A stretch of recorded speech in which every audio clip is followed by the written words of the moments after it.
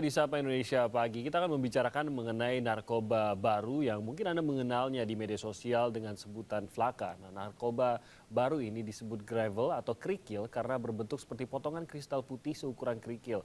Jenis obat ini dibuat menyerupai kokain, namun informasinya bahwa Flaka berpotensi jauh lebih berbahaya ketimbang kokain. Dalam sejumlah video yang beredar di media sosial memang tampak beberapa pengguna Flaka berperilaku kasar dan liar, ada yang mengatakan seperti zombie. Namun tidak hanya itu, ada juga pemakai Flaka yang mendadak aktif berlari dan melakukan hal-hal kekerasan lainnya. Dan ini informasinya disebabkan oleh halusinasi yang hebat yang dialami oleh pemakai dari Flaka ini. Flaka ini informasinya sudah memasuki Amerika dan Eropa, khususnya Amerika Serikat selama beberapa tahun terakhir. Dan untuk mengantisipasi bahaya yang akan ditimbulkan, BNN dan Kementerian Kesehatan telah mengkaji narkotika sintetis jenis baru ini tahun lalu.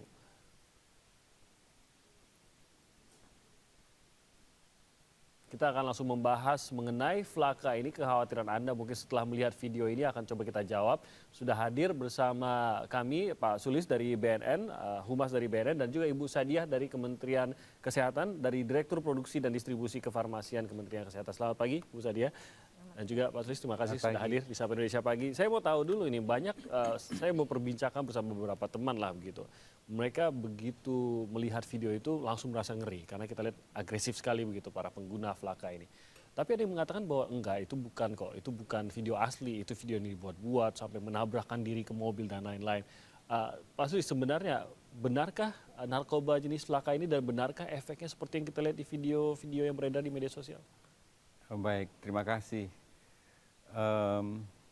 Kalau mengomentari apa yang ada di dalam YouTube itu, mungkin kita tidak bisa ngomong asli atau tidaknya. Tetapi kalau dari karakteristik zat yang ada di dalam Flaka itu, UNODC itu sudah mengedarkan sampel kandungan aktif dari Flaka itu kepada lab-lab di seluruh dunia untuk dilakukan penelitian.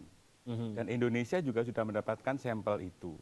Dan sudah menelitinya? Sudah diteliti oleh lab BNN, lab forensik Mabes Polri juga, dan hasilnya sudah dikaji oleh Kementerian Kesehatan juga dari perguruan tinggi untuk memasukkan zat aktif itu ke dalam lampiran Undang-Undang Narkotika.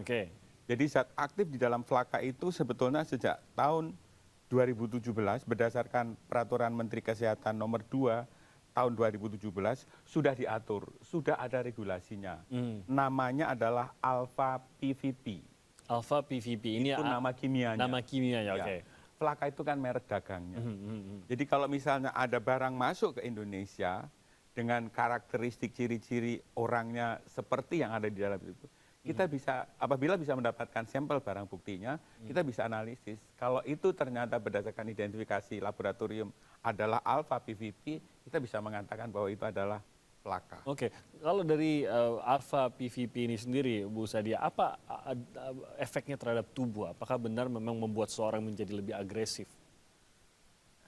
Baik, jadi seperti tadi Pak Sulis menyatakan bahwa Flaka ini merupakan suatu zat, Flaka nama dagangnya, jadi dia merupakan alpha PVP.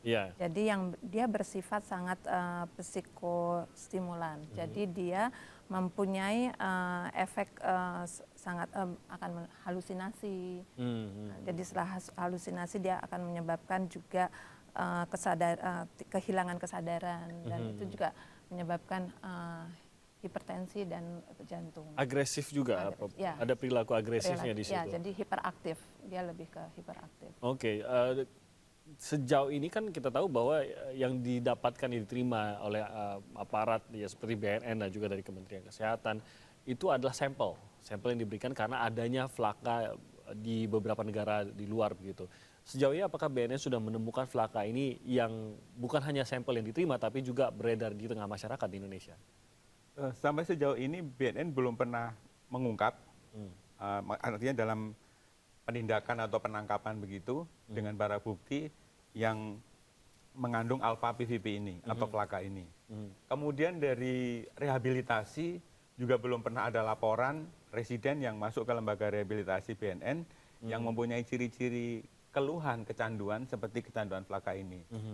Kesimpulan sementara, Flaka belum beredar di Indonesia. Tapi bukan berarti kita tidak boleh waspada begitu ya akan masuk tidaknya Flaka ini. Informasinya ini juga jauh lebih murah dibandingkan narkoba seperti kokain dan heroin itu, Pak ya? Betul. Kalau di Amerika itu 3 sampai 5 dolar, itu artinya kan hanya sekitar 65 ribu. Ya. Satu pemakaian itu. Satu saset itu, satu pemakaian. Nah, yang dikhawatirkan adalah berdasarkan pengalaman BNN mengungkap zat narkotika jenis baru yang masuk ke Indonesia itu adalah pembelian online. Itulah yang harus diantisipasi. Mereka yang sudah terlanjur melihat di YouTube gitu, terus kemudian ada timbul rasa ingin mencoba, kemudian mereka berusaha mendapatkan pemasaran secara online, itu yang memang harus kita sadari bersama, juga dari lingkungan masyarakat, jangan sampai itu yang terjadi. Justru dengan melihat YouTube itu, orang-orang yang sudah terlanjur memakai narkoba yang biasa-biasa saja, dia ada kecenderungan ingin menambah atau ingin mencari sensasi baru, ingin mencoba. Justru menjadi dorongan begitu, ingin mencari itu ya. Jangan sampai seperti itu. Kalau tadi dikatakan bahwa alpha PVP ini yang merek dagangnya adalah Flaka gitu di luar, dampaknya jauh lebih berbahaya. Kita tahu narkoba saja sudah sangat-sangat berbahaya, kokain, heroin dan narkoba turunannya itu sudah sangat berbahaya. Ini bahkan lebih berbahaya lagi, benar begitu, Bu Sadia? Apa bahaya lain yang dikandung oleh Flaka ini dibandingkan dengan narkoba lainnya? Ya seperti tadi bahwa Flaka ini yang akan menyebabkan halusinasi yang lebih yang tinggi dan menyebabkan perubahan perilaku.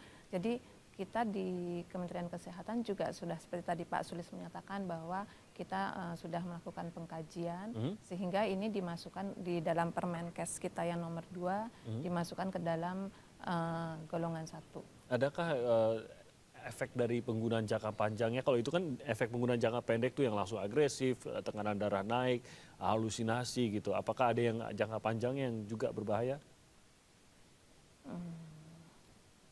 Sejauh ini belum dipelajari untuk efek jangka panjang ya. Nah, yang dikhawatirkan juga Pak Sulis, kenapa ini agak sedikit lebih mengkhawatirkan adalah perilaku itu tadi yang menyertai dari para pengguna Flaka begitu ya.